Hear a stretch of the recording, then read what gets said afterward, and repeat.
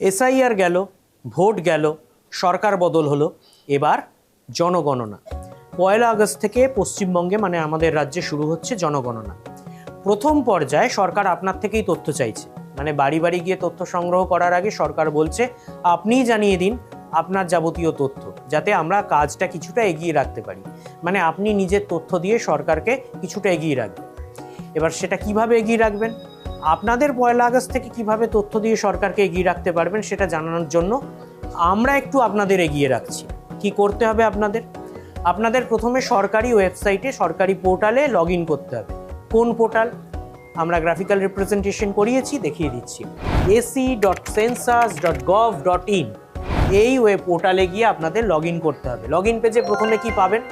Log in পেজে একটা block পাবেন, তাতে সমস্ত রাজ্য এবং কেন্দ্রশাসিত অঞ্চলের নাম লেখা আছে। আপনি আপনার রাজ্য মানে ওয়েস্ট বেঙ্গল সেটা সিলেক্ট করবেন ফার্স্ট পেজে, এবং তারপর দিতে হবে একটা ক্যাপচা। ক্যাপচাটা কিসের জন্য?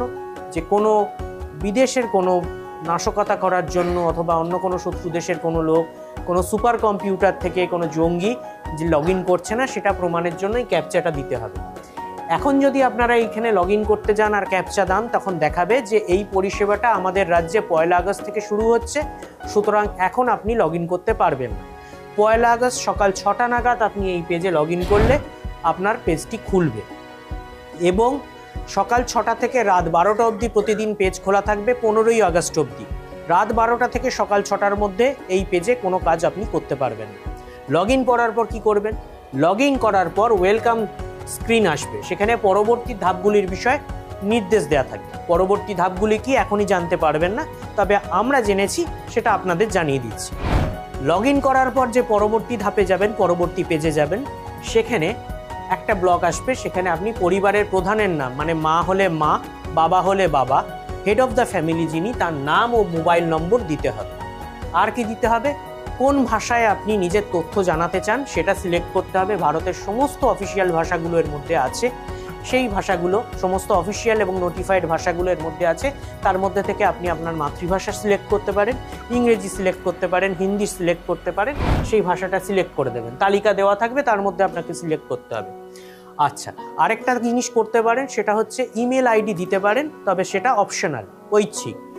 এরপর যেই যে পরিবারের প্রধানের মোবাইল নাম্বার দিলেন, সেখানে একটা ওটিপি যাবে জাস্ট ভেরিফাই করার জন্য, কারণ অন্য কেউ অন্য কারোর জন্য করে ফেলতে পারে। সেই জন্য ভেরিফাই করার জন্য ওটিপি এখন খুব কমন জিনিস, আমরা জানি আমাদের সব কাজেই ওটিপি লাগে, কোথাও পেমেন্ট করতে হলেও ওটিপি লাগে, পরিবারের প্রধানের কোনো টাকা ট্রান্সফার করতে ওটিপি লাগে। তা পরিবারের প্রধানের মোবাইল নাম্বারে একটা ওটিপি যাবে।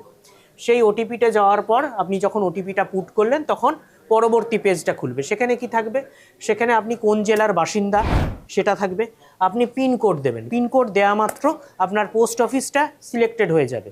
এবার সেই পিনকোডে যে গুরুত্বপূর্ণ ল্যান্ডমার্কগুলো আছে, শপিং মল, কোনো বাজার, কোনো মন্দির ইত্যাদি, সেই একটা তালিকা বেরোবে। আপনার বাড়ির নিকটবর্তী যে ল্যান্ডমার্কটা আছে সেটা আপনি সিলেক্ট করে দেবেন।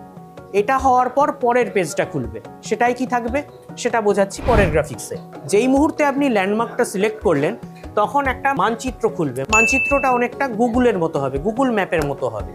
সেই মানচিত্রে আপনি যে ল্যান্ডমার্কটা সিলেক্ট করেছেন তার ওপর একটা মার্কার থাকবে।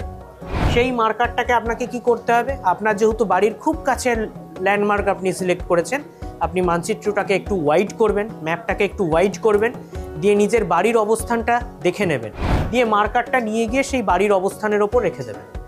মানে আপনার বাড়িটা ওই ম্যাপে সরকারের কাছে আপনি চিহ্নিত করে দিলেন। তারপর কি করবেন? তারপর গৃহতালিকা প্রস্তুতকরণ এইটার পেজ খুলবে, এবং পরিবারের সমস্ত তথ্য আপনি ফর্মে দেবেন। কি কি তথ্য দেবেন? প্রথম হচ্ছে আপনার বাড়িটা কেমন, আপনার বাড়ি পাকা বাড়ি না কাঁচা বাড়ি, বাড়িতে ইন্টারনেট কানেকশান আছে কিনা, বাড়িতে ইলেকট্রিক কানেকশান আছে কিনা, বাড়িতে শৌচালয় আছে কিনা, গ্যাসে রান্না হয় না কাঠের উনুনে না মাটির উনুনে রান্না হয়, এই সমস্ত খুঁটিনাটি তথ্য আপনাকে ওই ফর্মের মতো আছে অনলাইন ফর্মে, সেটাখানে আপনাকে ফিল আপ করে দিতে হবে। এই তথ্যগুলো ফিল আপ হয়ে যাওয়ার পর পরবর্তী পেজে সব তথ্য যখন পূরণ করা হয়ে যাবে, তখন আপনি প্রিভিউ পেজ পাবেন। মানে কোথাও কোনো ভুল তথ্য পুট করে দিয়েছেন কিনা সেটা দেখার জন্য সরকার একটা প্রিভিউয়ের সুযোগ আপনাকে দেবে। আপনি প্রিভিউ পেজে একবারে এক ঝলকে দেখে নেবেন আপনি যে সমস্ত তথ্য দিয়েছেন সেগুলো যথাযথ কিনা।